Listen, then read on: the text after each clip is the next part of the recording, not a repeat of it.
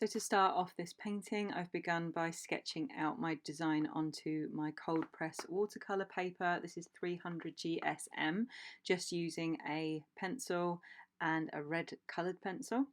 I've also taken a bit of time to sit and pick out the colours that I'm going to be using for this piece. I find that going in with a plan of the colours that I'm going to use and making a little swatch like this really helps me when it comes to realising the final piece. I'm going to be using Arteza paints here. These are all the Arteza acrylic range and a selection of synthetic brushes. We've got some flat ones, we've got some more of the pointy nibbed is it called a nib, the pointy ones. So starting off with using a wider paintbrush to just block in areas of flat colour. Here I'm using a flat brush, and I find that this is a useful first step when you're just blocking in these big areas of colours, because it helps bring everything together quickly in these first stages of completing the painting. So not long after starting the pink bits, I decided to start putting in the green background. So this actually, just the colour needed a couple of layers to sort of build it up to its full opacity. So what I did was go around, paint the whole thing, and then I'm using some masking tape here so that I have a crispy edge to paint up against. And I find that this just gives the finish of the painting, it makes it much clearer and crispier. Masking tape wise, I find it's best to invest in one that's designed for like artistic paintings as opposed to house paintings. Like, so getting one from your art supplier will help you get a crispier edge. I have found that if you use just regular masking tape, sometimes the paper can pull off when you pull off the masking tape, and that can be a bit of a disaster. So now I'm beginning to custom mix some paints. So I needed a brighter pink for the sort of blobby edges of the slime that's coming out of the snake.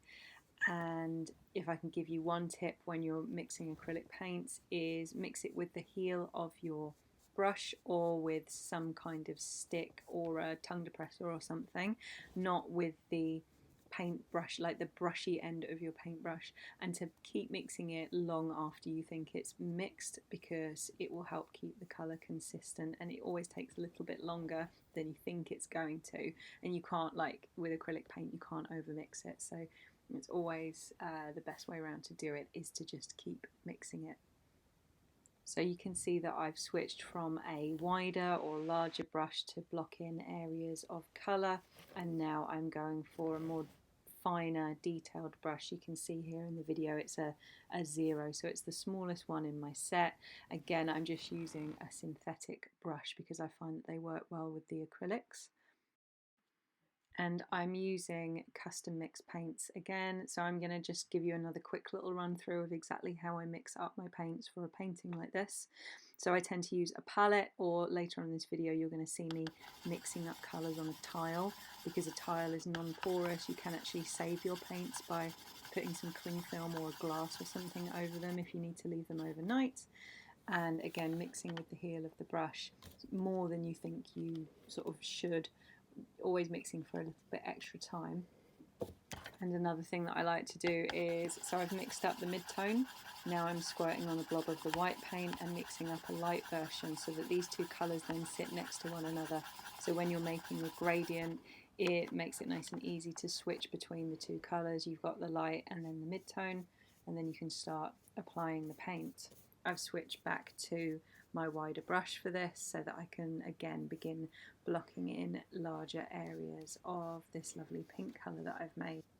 So I'm going to go ahead and give you a quick demonstration of putting in like a bit of a shadow. So after using the lighter version of that paint, I've then gone back and picked up a little bit of the darker bit. So this is like a wet on dry technique where the underneath paler layer is already nice and dry, and then I'm going in with darker paint over the top.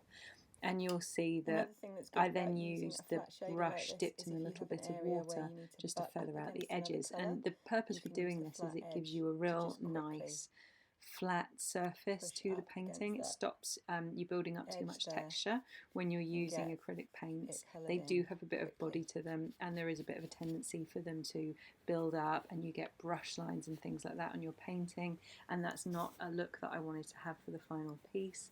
So by using water you can avoid having those marks in your painting when it's finished. So I'm going to show you how to achieve a gradient using a small flat brush. This here is a flat shader number 2. It's about 4mm wide, I would say. And what I'm doing here is I'm going from this dark pink to this light pink. So you can see that I've already blocked in the darker pink colour and left it to dry. Now what I'm doing is I've mixed up some of this darker pink with white to make a lighter colour, and I'm going to brush this on using the flat brush, and you can see, like, pay attention to the direction of where I am placing the flat part of the brush. So I'm tracing along, I'm not twisting the brush at all to do this. Goes on like so. I'm going up a little bit. Now I'm wiping off my brush on a piece of paper, and I'm going back in with the darker pink, and I'm painting that up here like so, wiping off the paintbrush again, and then just with the dry brush going over here to create my gradient. So you can see that the whole time there I kept my brush flat to where I was painting, and that will help keep your gradient really smooth. So I'm going to do it again just so you can see what I'm doing. So paint on the light colour, a little bit of an overlap. Wash the paintbrush off. Now back in with the darker pink. And here, again washing the paintbrush off and wiping it. So the paintbrush here is ever so slightly damp, and that's going to help us create that gradient. Just going in with a little bit more of the dark. Just touching the paper ever so lightly, and you'll find as well that that will help you spread the ink around. Spread the paint around, and keep your gradient nice and smooth. But I find most importantly is paying attention to the direction of your brush, because that will help you make the gradient smooth without, with a minimal number of strokes. So I'm just mixing up some paint to do my scales, because I'm going to do a mix of 2 colours of pink, and I'm just adding a few drops of this acrylic flow improver because it will help me to make the lines a little bit smoother. So I just kind of get some out, put it on here, mix it up. You only need like a real little bit. If you use too much, it can make the paint sort of separate a bit. So just a little bit, and it should help improve the viscosity of the paint, and I'll be able to get thinner lines a bit more easily. And you can see that by adding the flow in, like the acrylic flow improver to the paint, it really makes these especially tiny lines flow a little bit smoother and helps you to keep your lines a bit tighter. You can achieve this using water, but I just find that the acrylic flow improver just helps the paint like retain its viscosity a bit better. Apologies for the plaster on my hand. I actually gave myself an injury. You won't believe this, but I gave myself an injury from knitting too much, and I managed to wear away a bit of the skin on my hand from the wool just constantly dragging on it. Not that it was tight or anything, just that's how much knitting I did over lockdown. So yeah, excuse the plaster there. So now the main parts of the colour are in. It starts it's time to start thinking about adding the outlines. So some of the outlines I'm gonna do as I am here with a black Posca pen or like any paint marker. The other technique that I'm going to be using is using a paintbrush to apply paint, again with the acrylic flow improver, because here I'm doing my lines in this darker red colour, again of this Arteza acrylic paint.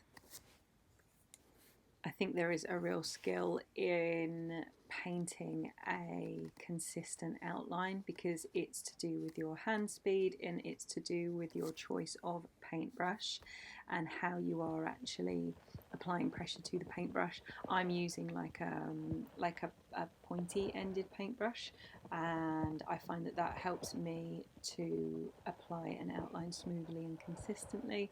So it's worth having a play around with this kind of stuff and see what works best for you.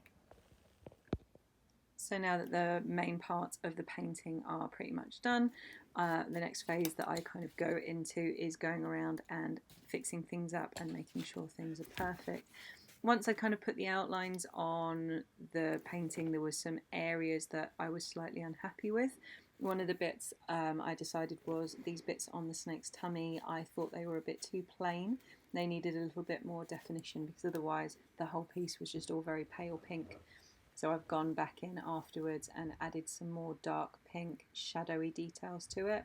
And likewise up here where I've done this sort of slimy texture coming out, I have gone back and added a little bit of shadow using the Arteza acrylic neon pink colour. And then my last thing left to do now that all the pinks are in is to put these very pale colours into the rabbit. I quite often when I'm doing a painting like to start with the eye or the face, you know, the sort of focal area of the painting first, and on this occasion I went in and did it last. I don't know why really, I think mostly because I was just really excited about painting in all those scales. I tend to really enjoy doing repetitive tasks, so I was looking forward to doing the scales. No reason really other than that. So now it's, you know, once all the pale parts are in on the rabbit, it's time to go in again with my tiny brush and paint in the dark red outlines to bring it up to the rest of the painting and keep it consistent. And again, more outlines, more fixing things in. You can see on some of the tips of these teeth, they're not completely white.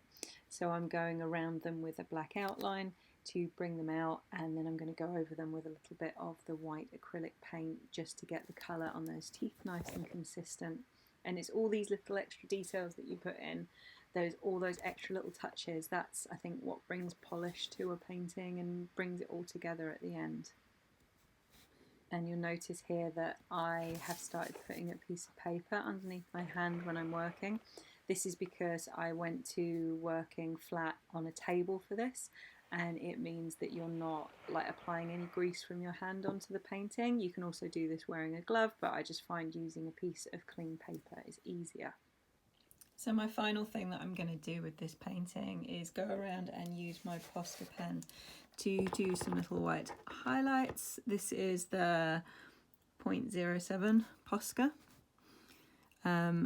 This has been such a fun painting to work on. Like, as I said at the beginning of the video, it's the first acrylic painting that I've done in a really long time.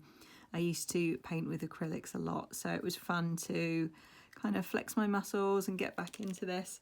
I feel like I sort of went into it quite gung-ho,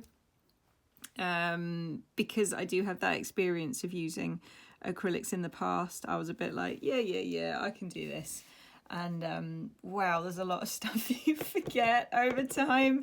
So I feel I could definitely do this more efficiently next time. You know, I feel like I kind of relearn or retaught myself a lot of things doing this. So yeah, in that sense, it was quite humbling to almost have to start again, but I was, you know, glad to do it. It was fun to do it, even though it took me a lot longer. We're in UK lockdown in the UK at the moment, so this has kept me very busy over the last few weeks. Time wise, I'm trying to think how long it took me to complete this painting, but I'm not completely sure. A good few like full days I think it took in the end, which is longer than I would have anticipated, but there we go. It's all about enjoying the process, I suppose, and I hope you have enjoyed watching this along with me and seeing me create it. So once I've finished putting on the little white highlights, the last thing that I'm going to do after this is seal it with a clear acrylic spray. The one that I use is specifically for protecting the image against UV light. And once it's been sealed, that is it. The whole painting is done. So thank you so much for taking the time to watch this, and for supporting me on Patreon. I really appreciate it, and you guys, with your support, you're helping me to, you know, spend more time doing stuff like this, which I really love to do. And I will catch you next time.